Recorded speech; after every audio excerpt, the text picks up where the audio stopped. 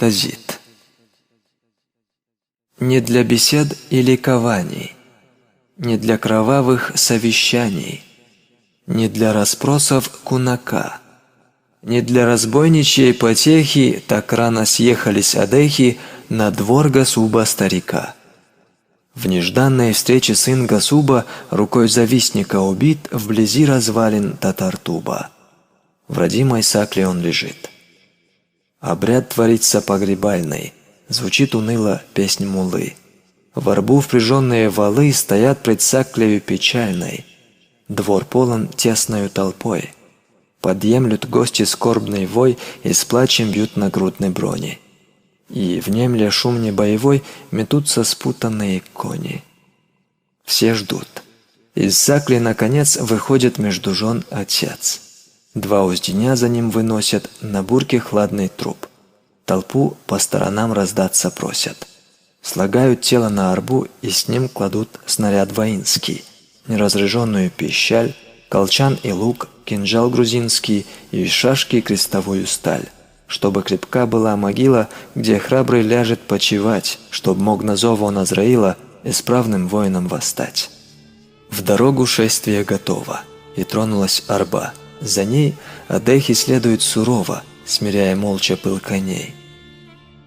Уж потухал закат огнистый, златя на горные скалы, когда долины каменистой достигли тихие валы. В долине той враждою жадной сражен наездник молодой. Там ныне тень могилы хладной воспримет труп его немой. Уж труп землею взят, могила завалена. Толпа вокруг мольбы последние творила. Из-за горы явились вдруг старик седой и отрок стройный. Дают дорогу пришлицу. И скорбному старик-отцу так молвил, важный и спокойный. Прошло тому 13 лет, как ты, в аул чужой пришед, вручил мне слабого младенца, чтоб воспитанием из него я сделал храброго чеченца. Сегодня сына одного ты преждевременно хоронишь. Гасуб, покорен будь судьбе, другого я привел тебе. Вот он. Ты голову преклонишь к его могучему плечу. Твою потерю им заменишь. Труды мои ты сам оценишь, хвалиться ими не хочу. Умолкнул. Смотрит торопливо Гасуб на отрока. Тазит, главу потупя молчаливо, ему недвижим предстоит. И в горе им Гасуб, любуясь, влечению сердца повинуясь, объемлет ласково его.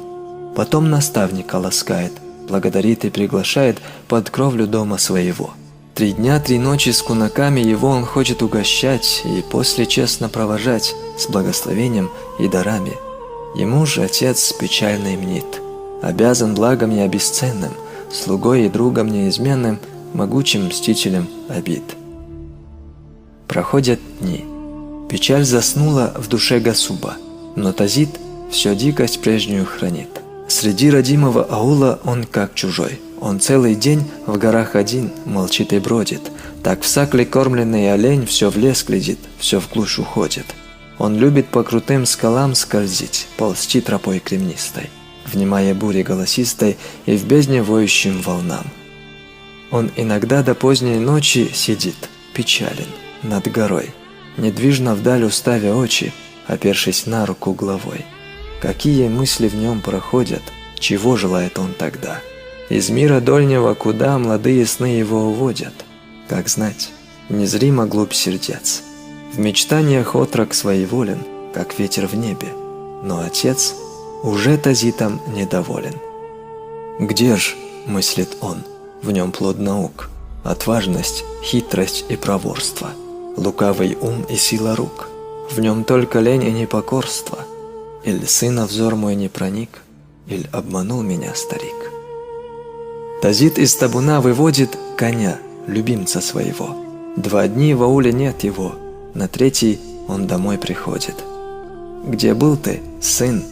«В ущелье скал, где прорван каменистый берег, и путь открыт на Дариял. Что делал там?» «Я слушал терек». «А не видал ли ты грузин или русских?» «Видел я с товаром, Тифлисский ехал армянин». «Он был со стражей?» «Нет, один». «Зачем нечаянным ударом не вздумал ты сразить его и не прыгнул к нему с утеса. Потупил очи сын черкеса, не отвечая ничего. Тазит опять коня седлает, 2 дня 2 ночи пропадает, потом является домой. Где был? За Белою горой. Кого ты встретил? На кургане от нас бежавшего раба. О, милосердная судьба, где же он? Ужели на аркане ты беглеца не притащил? Тазит опять главу склонил. Гасуб нахмурился в молчание, но скрыл свое негодование. «Нет, — мыслит он, — не заменит он никогда другого брата. Не научился мой Тазит, как шашкой добывают злато, ни стад моих, ни табунов не наделят его разъездой. Он только знает без трудов внимать волнам, глядеть на звезды, а не в набегах отбивать коней с нагайскими быками и с боя взятыми рабами суда в Анапе нагружать». Тазит опять коня седлает. 2 дня 2 ночи пропадает. На 3-й, бледен как мертвец, приходит он домой. Отец его, увидя, вопрошает: «Где был ты?» «Около станиц, Кубани, близ лесных границ. Кого ты видел?» «Супостата». «Кого? Убийцу брата. Убийцу сына моего? Пройди, где голова его? Тазит, мне череп этот нужен, дай нагляжусь». Убийца был один, изранен, безоружен. Ты долго крови не забыл. Врага ты навзничь опрокинул, не правда ли? Ты шашку вынул, ты в горло сталь ему воткнул и 3 тихо повернул. Упился ты его стенанием, его змеиным издыханием. Где ж голова? Подай, нет сил. Но сын молчит, потупя очи. И стал Гасуб чернее ночи, и сыну грозно возопил: «Поди ты прочь, ты мне не сын. Ты не чеченец, ты старуха. Ты трус, ты раб, ты армянин. Будь проклят мной, поди, чтоб слуха никто о робком не имел, чтоб вечно ждал ты грозной встречи, чтоб мертвый брат тебе на плечи окровавленной кошкой сел и к бездне гнал тебя нещадно, чтоб ты, как раненый олень, бежал, тоскуя безотрадно, чтоб дети русских деревень тебя веревкою поймали и как волчонка затерзали, чтоб ты... Беги, беги скорей, не оскверняй моих очей». Сказал и на землю лег, и очи закрыл, и так лежал до ночи. Когда же приподнялся он, уже на синий небосклон, луна, блистая, восходила, искал вершины серебрила. Тазита 3 он позвал, никто ему не отвечал.